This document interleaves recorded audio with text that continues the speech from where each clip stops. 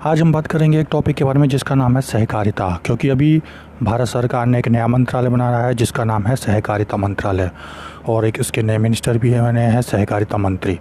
चलिए देखते हैं कि ये इम्पोर्टेंट क्यों है, क्या है कारण है, क्या इसके लाभ होंगे, क्या इसके हानि होंगे, क्या ये मॉडल अभी पैदा हुआ है या यही सरकार लेके आई है, या फिर ये मॉडल पहले से चल रहा था बस सरकार ने इसको तीव्र गति प्रदान कर दी है।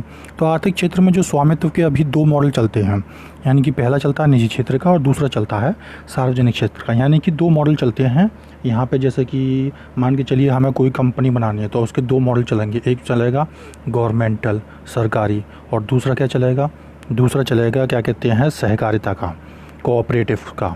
ये मैटर इनमें चलते रहेंगे। तो ये केंद्र सरकार ने नवगठित जो सहकारिता मंत्रालय यदि आप अपेक्षाओं पर खरा उतरता है तो देश में सहकारिता क्षेत्र भी स्वामित्व का एक वैकल्पिक मॉडल बनकर उभर सकता है। यानी ये स्वामित्व का एक मॉडल है और यह मानना है सहकारिता क्षेत्र की गहरी समझ रखने वाले अर्थशास्त्री। कौन है अर्थशास्त्री जो गहरी समझ रखते हैं, इनका नाम है सतीश मराठे, और भारतीय रिजर्व बैंक के निदेशक हैं ये, और सहकारी क्षेत्र में काम करने वाली संस्था सहकार भारती के संस्थापक भी हैं। सदस्य और पूर्व अध्यक्ष सतीश मराठे कहते हैं कि भारत का सहकारिता क्षेत्र विश्व में सबसे पुराना है और सबसे बड़ा है। ये अंग्रेज़ों के शासनकाल में भी था, और इसे ये बताते हैं कि अगर इसे डेवलप किया जाए तो बहुत अच्छी तरह से काम कर सकता है। चलिए देखते हैं क्या होगा। तो ये जो है पहले सहकारिता मंत्री कौन है, अमित शाह बनाए गए हैं। तो इन्होंने क्या कहा है कि सहकारी समितियों को सशक्त बनाना चाहती है सरकार, इसलिए, और उसको आगे बढ़ा के देश की प्रगति में यूज़ करना चाहती है। चर्चा में क्यों है, क्योंकि अभी हाल ही में जो है केंद्र सरकार ने क्या करा है कि जो है सहकार से समृद्धि करके सहकारिता के माध्यम से समृद्धि के लिए दृष्टिकोण को साकार करने के लिए सहकारिता आंदोलन को एक नई दिशा दी है और उसके लिए सहकारिता मंत्रालय बनाया है। इस कदम से सरकार ने समुदाय आधारित विकासात्मक भागीदारी, यानी कि समुदाय इसमें जुड़ जाता है, अपनी गहरी प्रतिबद्धता का संकेत दिया है।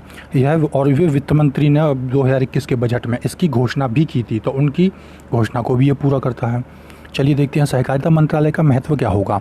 तो ये सहकारिता आंदोलन को मजबूत करने के लिए एक अलग प्रशासनिक, कानूनी और नीतिगत ढांचा देगा।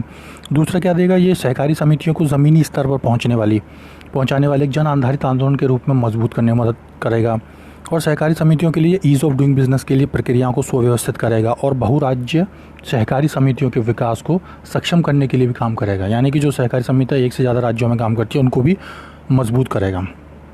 अगला क्या है, सहकारिता के विषय में क्या कही आईएलओ ने ये कहा है इसके विषय में कि सहकारिता सहकारी व्यक्तियों का एक स्वायत्त संघ होता है। यानी कि इसमें सहकारी व्यक्ति क्या होते हैं, एक स्वायत्त संघ होते हैं जो संयुक्त स्वामित्व वाले और लोकतांत्रिक रूप से नियंत्रित उद्यम के मान से अपने सामान्य आर्थिक, सामाजिक और सांस्कृतिक आवश्यकताओं को पूरा करते हैं। यानी कि इसमें लोग जुड़ते हैं आपस में।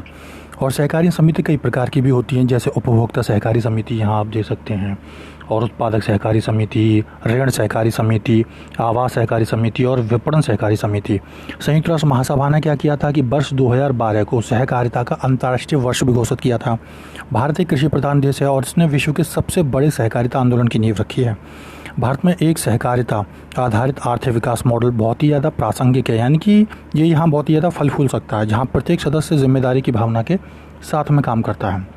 चलिए देखते हैं आगे इससे जुड़े संवैधानिक प्रावधान क्या है। तो संविधान में जो 97वां संशोधन हुआ था 2011 में, उसमें भारत में काम कर रही सहकारी समितियों के संबंध में जो है नगर पालिका का तो 9A है, आप जानती हैं, उसके बाद में 9B जोड़ दिया इसने संविधान में।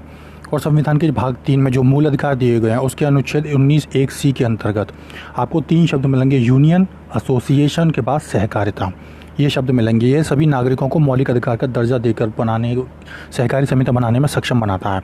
ये DPSP में भी है, जब संशोधन किया गया था 97 में, तो सहकारी समितियों के प्रचार के संबंध में एक नया अनुच्छेद 43B जोड़ा गया। यानी कि इसे हमारे कॉन्स्टिट्यूशन से बैकिंग भी प्राप्त है। भारत में सहकारी आंदोलन क्या था, और सहकारिता की शुरुआत सबसे पहले हुई थी यूरोप में, और ब्रिटिश सरकार में विशेष रूप से साहूकार जो थे वो गरीब किसानों से बहुत ज़्यादा वो लेते थे ब्याज वगैरह, तो उनके दुखों को कम करने के उद्देश्य से अपनाया गया। सहकारी समिति जब अस्तित्व में आया जब पुणे और अहमदनगर यानी महाराष्ट्र के किसानों ने साहूकारों के खिलाफ एक आंदोलन चलाया जो किसानों से अत्यधिक ब्याज दर पर वसूल रहे थे। तो ब्रिटिश सरकार ने आगे चलकर 3 कानून लाए, दक्कन कृषि राहत अधिनियम 1879, भूमि सुधार ऋण अधिनियम 1883 और कृषक ऋण अधिनियम 1884 बना दिए। 1903 में फिर बंगाल सरकार के सहयोग से बैंकिंग में पहली क्रेडिट सहकारी समिति का गठन किया गया था। बंगाल में पहली बनी थी क्रेडिट सहकारी समिति, इसका आप ध्यान रखिएगा। और इसे ब्रिटिश सरकार के फ्रेंडली सोसाइटीज़ एक्ट यानी कि फ्रेंडली सोसाइटी एक्ट के तहत जो पंजीकृत किया गया था। और क्या था, लेकिन सहकारी साख समिति अधिनियम 1904 के अधिनियम ने सहकारिता को एक निश्चित संरचना और आकार प्रदान कर दिया। यानी पहला लॉ कब बना था, सहकारी साख समिति अधिनियम 1904 में। 1919 में सहकारिता एक प्रांतीय विषय बन गया और भारत शासन अधिनियम में प्रांतों का जब वर्गीकरण किया गया, जो मॉन्टेग्यू चेम्स्फोर्ड सुधारों के तहत अपने स्वयं के सहकारी कानून बनाने के लिए अधिकृत थे। 1942 इसमें क्या हुआ, ब्रिटिश भारत सरकार ने एक से अधिक प्रांतों की जो सदस्य वाली सहकारी समितियों को कवर करने के लिए बहु इकाई सहकारी समिति अधिनियम बनाया। यानी कि जो सहकारी समितियाँ एक से ज़्यादा राज्यों में काम कर रही थी उनको के लिए भी एक अलग लॉ बना दिया गया। स्वतंत्रता प्राप्ति के बाद सहकारिता आंदोलन कैसे चला है, तो इसमें भी इसने डेवलपमेंट किया कि इसके बाद ये पंचवर्षीय योजनाओं का अभिन्न अंग बन गया। 1958 में राष्ट्रीय विकास परिषद ने क्या करा, सहकारी कर्मियों के प्रशिक्षण करा और सहकारी विपणन जो समितियां होती हैं की स्थापना के लिए सहकारिता पर एक राष्ट्रीय नीति की सिफारिश भी की।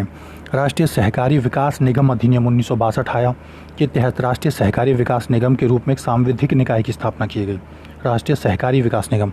1984 में भारत की संसद द्वारा एक ही प्रकार के समाज को शासित करने वाली, यानी कि समाज एक ही प्रकार का हो, विभिन्न कानून को समाप्त करने हेतु बहुराज्य सहकारी समिति अधिनियम को लागू कर दिया गया।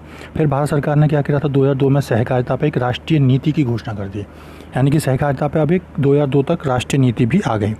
अब सहकारिता का महत्व क्या होता है, यानी कि अगर हम सहकारी समितियां बना भी दें, डेवलप कर दें, तो इनसे हमें फ़ायदा क्या होगा। तो ये उस क्षेत्र को कृषि ऋण और धन प्रदान करते हैं जहां राज्य और निजी क्षेत्र की पहुंच नहीं है। यानी कि मान के चलिए बैंक्स उन्हें लोन नहीं दे पा रहे हैं या सरकार उन्हें लोन नहीं दे पा रही है, तो ये वहां तक लोन देगा। दूसरा क्या फ़ायदा है इसका, दूसरा पॉइंट क्या है कि यह कृषि क्षेत्र के लिए रणनीतिक इनपुट प्रदान करता है, जिससे उपभोक्ता रियायती दरों पर अपनी आवश्यकताओं को पूरा कर सकते हैं। तीसरा फ़ायदा क्या है इसका, कि यह उन गरीबों का एक संगठन है जो सामूहिक रूप से अपनी समस्याओं को समाधान करना चाहते हैं। यानी कि ये गरीबी से निकलने का भी एक उपचार है। यह वर्ग क्या करता है, संघर्षों, सामाजिक दूरियों को कम भी करता है।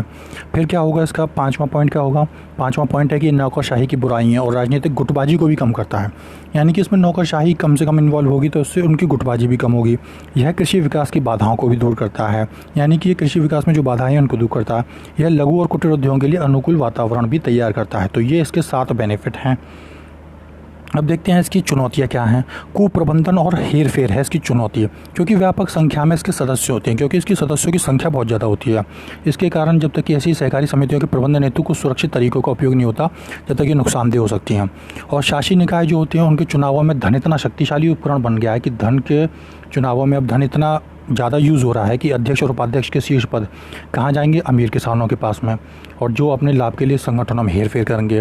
फिर इसको लेकर क्या है, ये इस तरीके ये नया कॉन्सेप्ट है अभी तो गरीब किसान के लिए।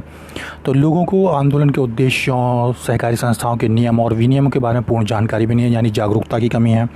तीसरी इसमें चुनौती क्या आएगी कि प्रतिबंधित क्षेत्रों तक पहुंच। इनमें से अधिकांश समितियां कुछ सदस्यों तक ही सीमित है। उनका संचालन क्या होता है, 1 या 2 गांव तक ही सीमित होता है, यानी कि वो 1 या 2 गांव तक ही सीमित रह के अपना काम करती हैं। कार्यात्मक क्षमता में कमी आएगी, चौथा पॉइंट है।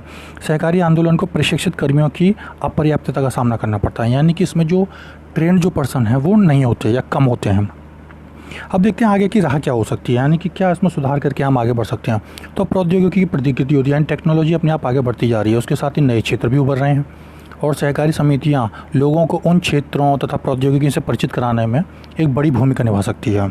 सहकारी आंदोलन का सिद्धांत जो गुमनाम रहते हुए भी सभी को एकजुट करना है, यानी कि सभी को एकजुट करते हुए लेके चलता है। सहकारिता आंदोलन में लोगों की समस्याओं को हल करने की क्षमता है। हालांकि सहकारी समितियों में अनियमितताएं तो हैं जिन्हें रोकने के लिए नियमों का और सख्त कार्यान्वयन होना चाहिए। और सहकारी समितियों को मजबूत करने के लिए किसानों के साथ साथ इनका भी बाज़ार से संपर्क होना चाहिए। तो ये चीज़ें अच्छी और बुरी तो होती हैं, लेकिन हमें जो है कोशिश करनी चाहिए कि पॉजिटिविटी लेके हम आगे बढ़ें। तो ये था आज का topic. Thank you very much.